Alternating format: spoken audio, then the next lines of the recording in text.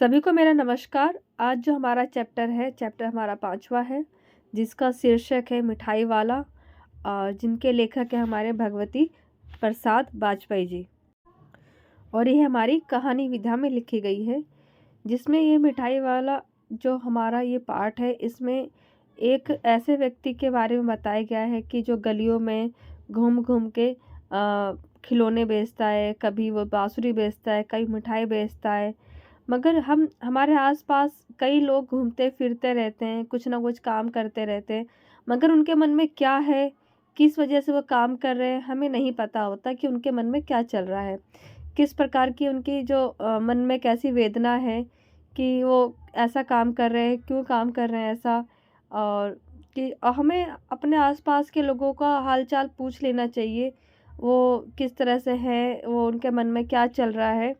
तो ये हमारी जो कहानी भी है, मिठाई वाला जो व्यक्ति है वो घूम-घूम के कभी मिठाई बेचता है, कभी वो बच्चों के लिए खिलौने बेचता है, कभी बच्चों के लिए बाँसुरी बेचता है। उसकी आवाज़ इतनी मधुर, इतनी सुरीली है कि लोग उसको सुनते ही बिल्कुल मंत्रमुग्ध हो जाते हैं। और वो इतने कम दाम में बेचता है कि लोग उसको उसको जानने की इच्छा रखने लगते हैं। जिसमें से एक इस पाठ में रोहिणी है, जो वो जानना चाहती है वो इतने कम रुपए में क्यों वो मिठाई और कभी खिलौने और कभी बाँसुरी क्यों बेचता है। तो आइए हम जानते हैं पाठ के माध्यम से। आइए हम पाठ पढ़ते हैं। तो पाठ हमारा स्टार्ट होता है इस प्रकार से। बहुत ही मीठे स्वर के साथ वह गलियों में घूमता हुआ कहता। जब वो मिठाई वाला था, वो बहुत ही मीठी आवाज़ में गलियों में गाता हुआ स्वर में घूमता कहता, बच्चों को बहलाने वाला, खिलौने वाला। तो इस प्रकार से वो गाता कि बच्चों को बहलाने वाला, खिलौने वाला। इस अधूरे वाक्यों को वह ऐसे विचित्र किंतु मादक मधुर ढंग से गाकर कहता कि सुनने वाला एक बार अस्थिर होकर, ठीक है, उठते मतलब अस्थिर होकर वो सुनने लगता कि ऐसी आवाज़ कहाँ से आ रही, कितनी मधुर आवाज़ कहाँ से आ रही है। और उनके स्नेह फिसिक्त कंठ से फूटा हुआ ये गाना सुनकर गाना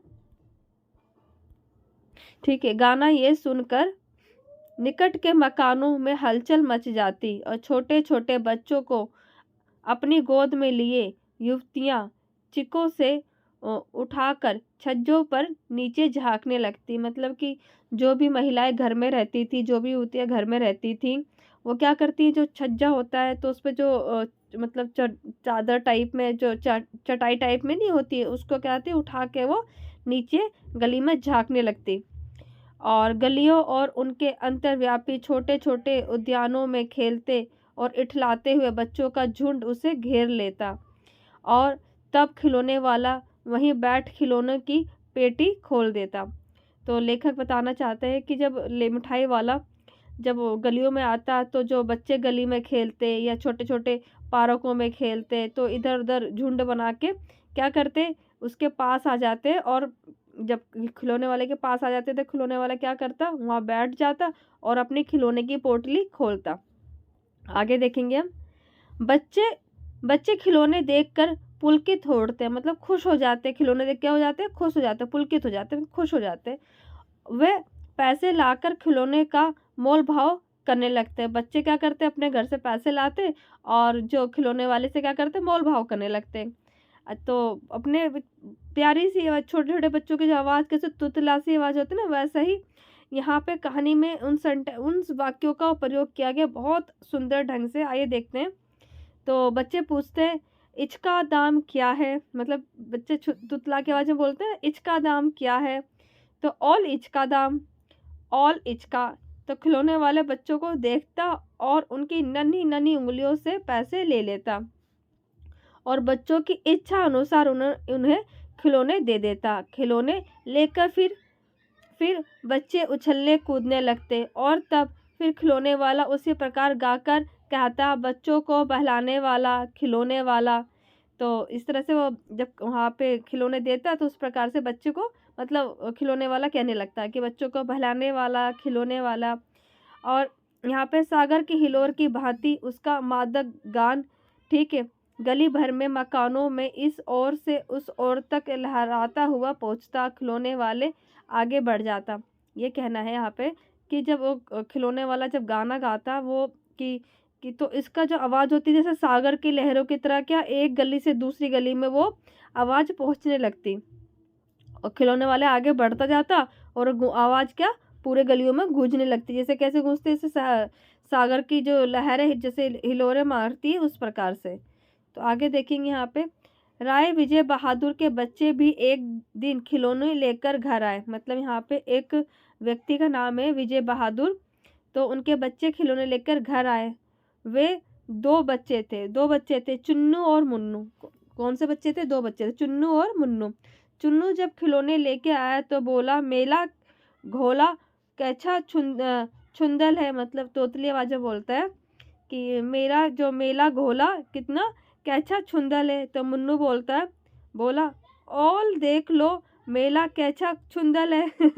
तो मतलब ऐसे तोतली आवाज़ में बहुत सुंदर विवरण किया हुआ है। आप पढ़ेंगे तो बिल्कुल बहुत अच्छा लगेगा आपको। ऐसा लगा कि सामने चित्रित हो रहा है, इस प्रकार से बच्चे हैं और खिलौने ले रहे हैं और ऐसे आपस में बात कर रहे हैं। आइए देखते हैं आगे। तो अगला हमारा यहाँ से मतलब यहाँ से स्टार्ट होता है। दोनों अपने हाथी घोड़े लेकर घर भर में उछलने लगे और इन बच्चों की माँ रोहिणी, जो चुन्नू मुन्नू की माँ थी रोहिणी, उनका नाम रोहिणी था, कुछ देर तक खड़े खड़े उनका खेल निहारती और अंत में दोनों बच्चों को बुलाकर उनसे पूछा, अरे ओ चुन्नू मुन्नू, ये खिलौने तुमने कितने में लिए?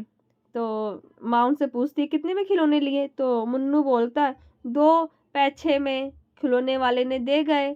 तो बच्चा जवाब देता है तोतली आवाज़ में कि 2 पैसों में दे गया खिलौने वाले ने। तो रोहिणी क्या सोचने लगी, इतने सस्ते कैसे दे गया ये तो वही जाने, लेकिन दे तो गया है, इतना ही निश्चय है। मतलब कहती है कि इतना सस्ता कैसे खिलौने दे गया, दे तो गया, ये तो निश्चय है। तो फिर क्या, एक जरा सी बात ठहरी, मतलब जरा सा मन में उनके बात ये विचार मतलब उठा। फिर रोहिणी अपने काम में लग गई। फिर वो अपने रोहिणी क्या चुन्नू मुन्नू की माँ काम में लग गई। फिर कभी उसे इस तरह का विचार करने की आवश्यकता भी भला क्यों पड़ी? फिर आगे से वो ऐसा सोची भी क्यों, इस तरह से आगे उसने सोचा भी नहीं। तो 6 महीने बीत गए, इस बात को 6 महीने हो गए और नगर भर में 2-4 दिनों से एक मुरली वाले के आने का समाचार फैल गया। तो 6 महीने बाद नगर में क्या, पूरे नगर में क्या 2-4 दिन से यह बात चर्चा में होने लगी कि मुरली वाला आने लगा है, मुरली वाला। तो लोग कहने लगे, भाई वाह, मुरली बजाने में वह एक ही उस्ताद है। उसने कहा कि जो मुरली वाला है बहुत सुंदर मुरली बजाता है, वो बहुत क्या उस्ताद है मुरली बजाने में। मुरली बजाकर गाना सुनाकर वह मुरली बेचता भी है और सो भी 2-2 पैसे में। भला इनमें उसे क्या मिलता होगा, मेहनत भी तो ना आती होगी। लोग बोलते थे वो इतनी सुंदर मुरली बेचता है और इतनी सुंदर गा के मुरली बजाता है और बेचता है और इतनी सस्ती मुरली बेचता है 2 पैसों में। भला उसे क्या उसको लाभ होता होगा, मेहनत भी नहीं आती होगी। लोग आपस में बात करते हैं। आगे देखिए, एक व्यक्ति ने पूछ लिया, कैसे है ये मुरली वाला, मैंने तो उसे नहीं देखा। उत्तर मिला, उम्र तो उसकी अभी अधिक ना होगी। मतलब कोई व्यक्ति मुरली वाले से पूछता है तो मुरली वाला मतलब वो जो दूसरा व्यक्ति होता है उसको देखकर अंदाजा लगाता है, ठीक है। तो किसी और व्यक्ति को बोलता है, वो दो आपस में बात करते हैं तो बोलता है कि हाँ, उम्र तो उसकी अभी अधिक ना होगी, यही 30-32 का होगा, दुबला पतला गोरा सा, ठीक है। और उसने बीकानेरी रंगीन साफा बांधा हुआ है ना, बीकानेरी यहाँ पे साफा बांध रखा है। ये देखिए, ये जो साफा है ना इसको साफा कहते हैं, बीकानेरी साफा बांध रखा है। मतलब 30-32 साल का होगा, गोरा युवक है। वही तो नहीं जो पहले खिलौने बेचा करता था? क्या वह पहले खिलौने भी बेचा करता था? मतलब दूसरा व्यक्ति बोलते क्या वो खिलौने भी बेचा करता था? तो आगे देखते हैं। ये आपस में दो लोगों की बात हो रही है। वो कह रहा है कि कोई व्यक्ति जो मुरली बेच रहा है वो इतनी उम्र का है और इस प्रकार से वो साफा पहन रखा है, इतनी उम्र का है, गोरा सा है। तो वो बोलता है हो सकता है ये क्या वो जो खिलौना बेचता था वही है। तो उसने बोला क्या वो पहले भी खिलौना बेचा करता था? तो आपस में बातें कर रहे हैं। आइए देखते हैं आगे। तो आइए हमारा यहाँ हाँ, हाँ, ये देखिए यहाँ पे हाँ लिखा हुआ है।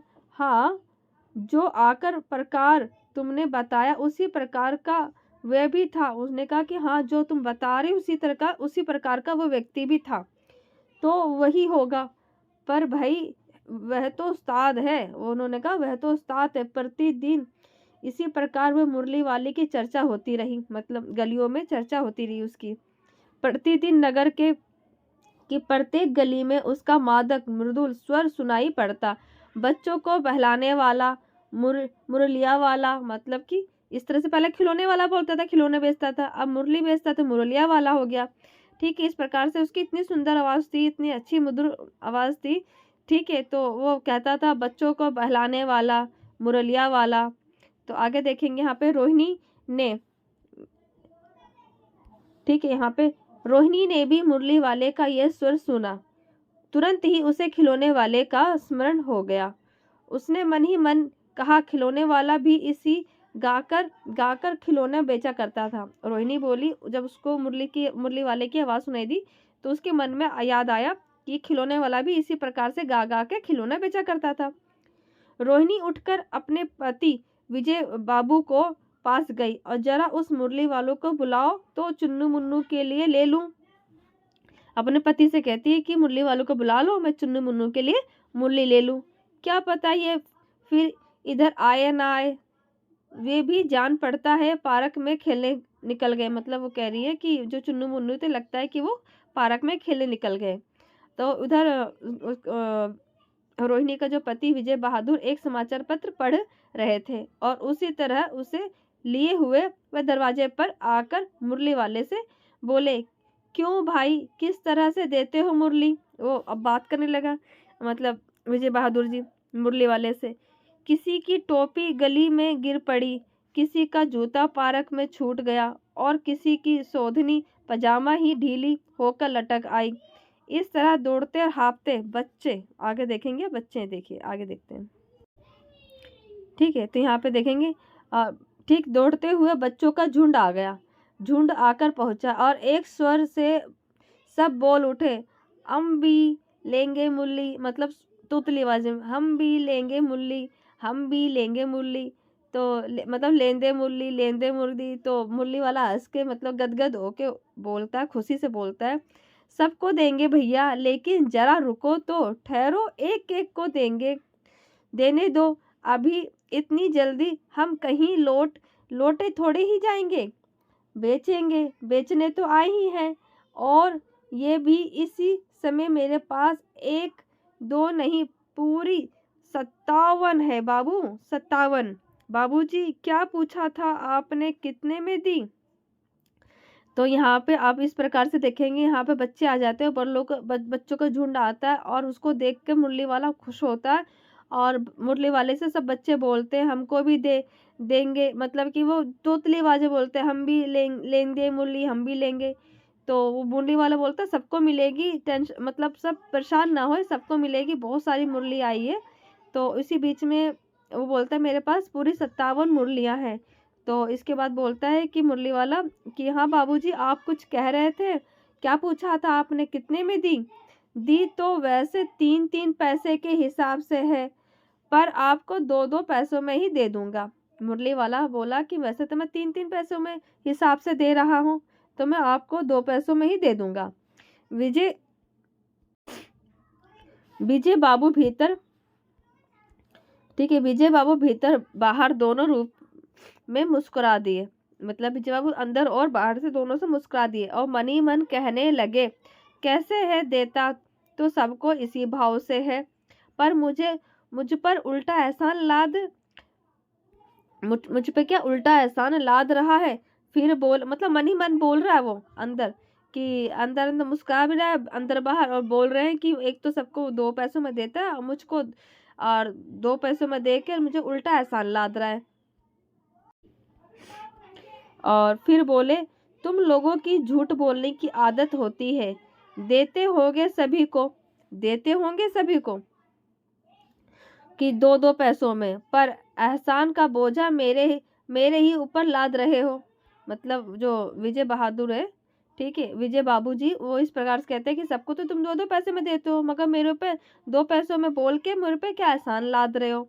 ठीक है, तो यहाँ मुरली वाला बोलता है, मुरली वाला एकदम अप्रतिष्ठ हो उठता है, मतलब वो आश्चर्यचकित से हो जाता है और बोलता है, आपको क्या पता बाबूजी कि इनकी असली लागत क्या है। ये तो ग्राहकों का दस्तूर होता है कि दुकानदार चाहे हानि उठाकर चीज क्यों ना बेचे, पर ग्राहक को यही समझते हैं कि दुकानदार उन्हें मुझे लूट रहा है। दुकानदार क्या लगता है कि मुझे लूट रहा है। आप भला काहे को विश्वास करेंगे, लेकिन सच पूछिए तो बाबूजी असली दाम 2 ही पैसे हैं।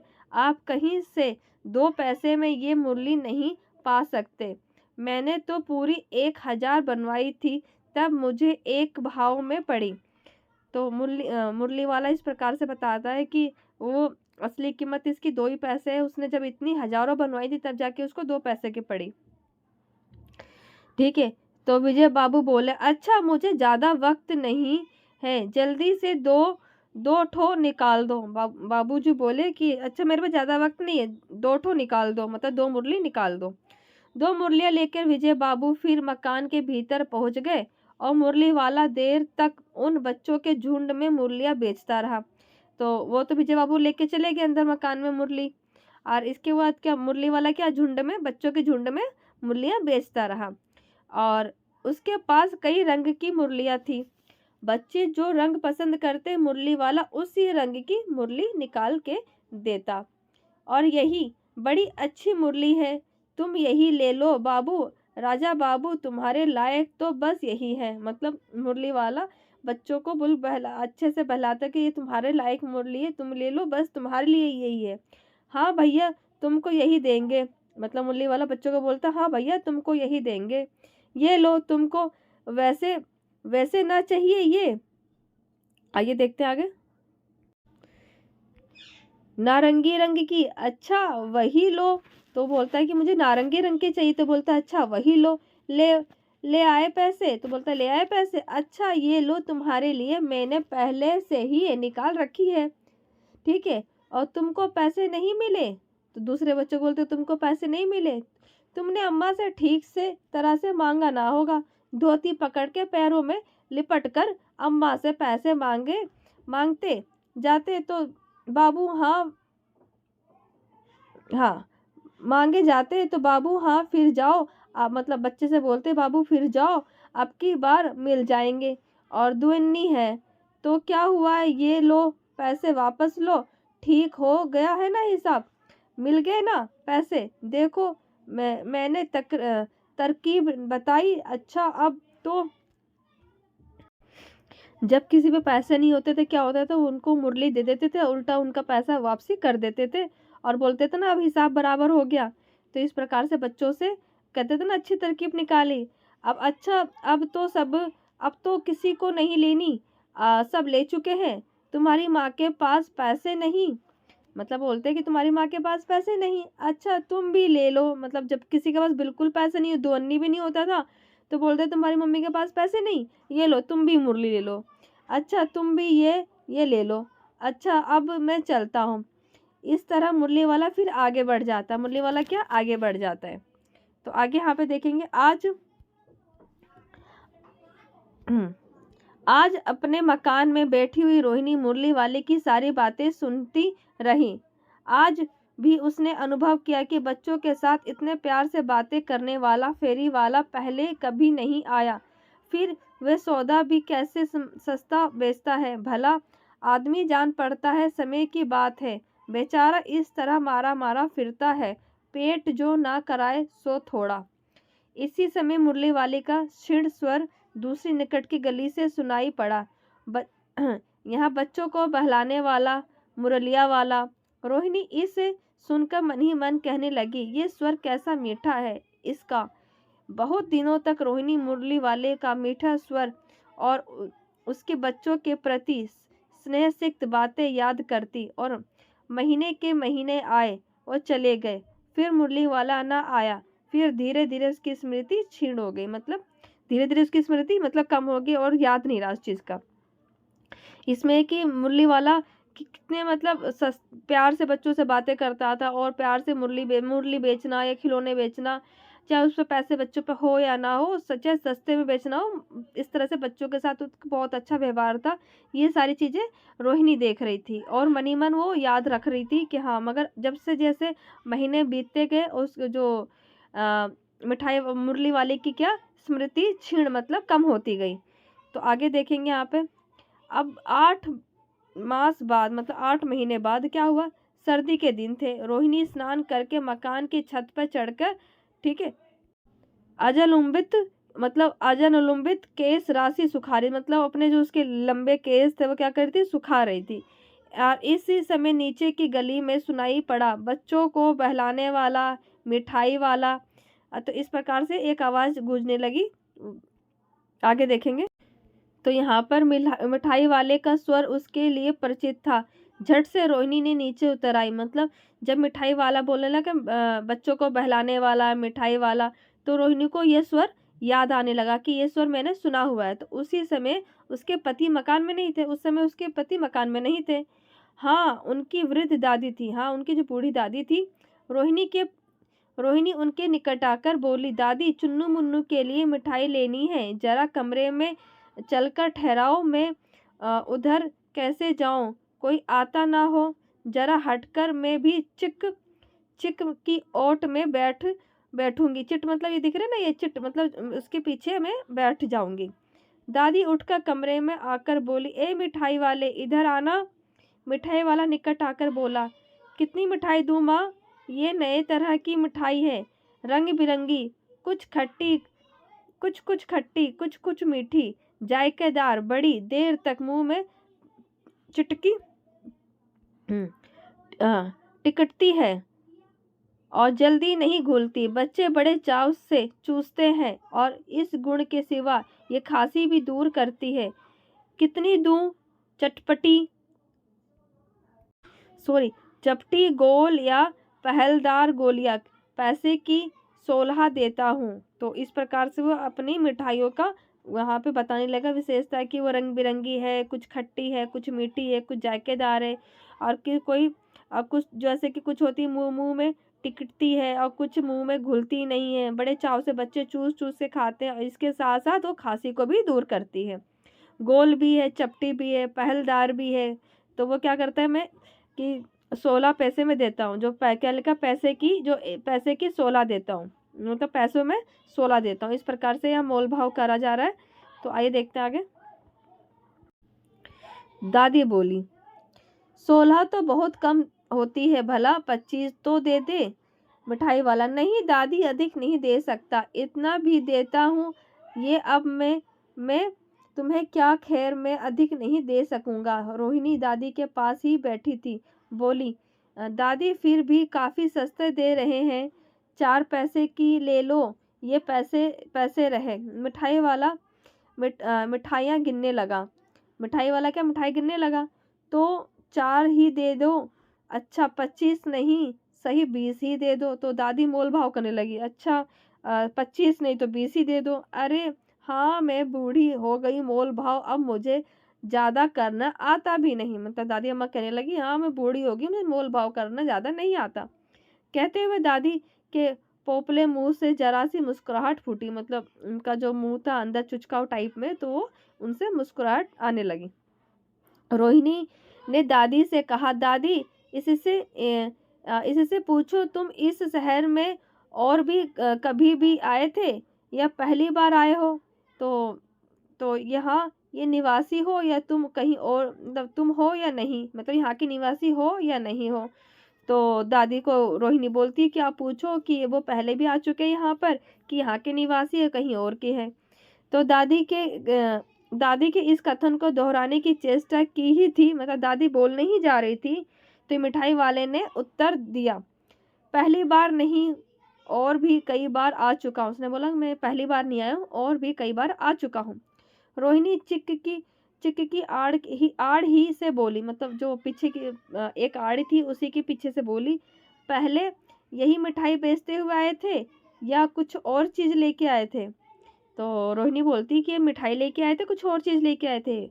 तो मिठाई वाला हर्ष और संशय और विस्मयादि भावों में डूब कर बोला, मतलब कि खुशी के भाव से वो बोला कि इससे पहले मुरली लेके आया था और उससे भी पहले मैं खिलौने लेके आया था। रोहिणी का अनुमान ठीक निकला। रोहिणी का अनुमान क्या ठीक निकला। और अब तो वह उससे और भी कुछ बातें पूछने के लिए अस्थिर उठी, मतलब उसके मन में बहुत सारे प्रश्न थे जो उठने लगे। तो इस विवाह से भला तुम्हें क्या मिलता होगा? तो रोहिणी पूछने लगी, इस विवाह से तुम्हें भला क्या मिलता होगा?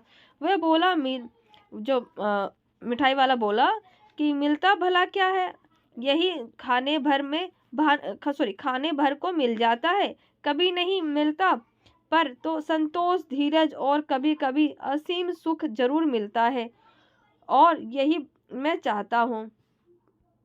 तो मिठाई वाला कहता है कि उसको चाहिए खाली संतोष, धीरज, कभी कभी सुख चाहिए जो मिल जाता है उसको। तो वही बताना चाहता है कि सो कैसे, ये भी बताओ। वो बोलती है, रोहिणी बोलती है, ये आपको कैसे मिलता है ये भी मुझे बताओ, कि आपको संतोष, धीरज, ये सुख कैसे आपको मिलता है।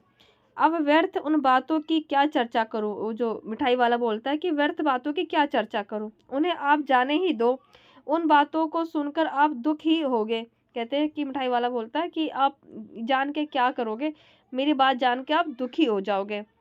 तो जब इतना बताया है तब और भी बता दो। तो रोहिणी बोलती, जब इतना बता दिया है तो और भी बता दो। मैं बहुत उत्सुक हूँ, तुम्हारा हर्जा ना होगा, मिठाई मैं और भी ले लूँगी। तो रोहिणी उत्सुक सा बोलती है कि आपका हर्जा नहीं होगा, मैं आपसे मिठाई और ले लूँगी। तो आइए हम आगे देखते हैं। तो अतिशय गंभीरता के साथ मिठाई वाले ने कहा, मैं भी अपने नगर का एक प्रतिष्ठित आदमी हूँ, और मकान है, व्यवसाय है, और घोड़ा है, गाड़ी घोड़ा नौकर चाकर सभी कुछ है। मतलब जो मिठाई वाला बताता है कि वो अपने नगर का प्रतिष्ठित अमीर आदमी है, उसके बाद मकान है, व्यवसाय है, गाड़ी है, घोड़े हैं, नौकर चाकर सभी कुछ है, स्त्री थी, बच्चे दो, छोटे छोटे दो बच्चे थे।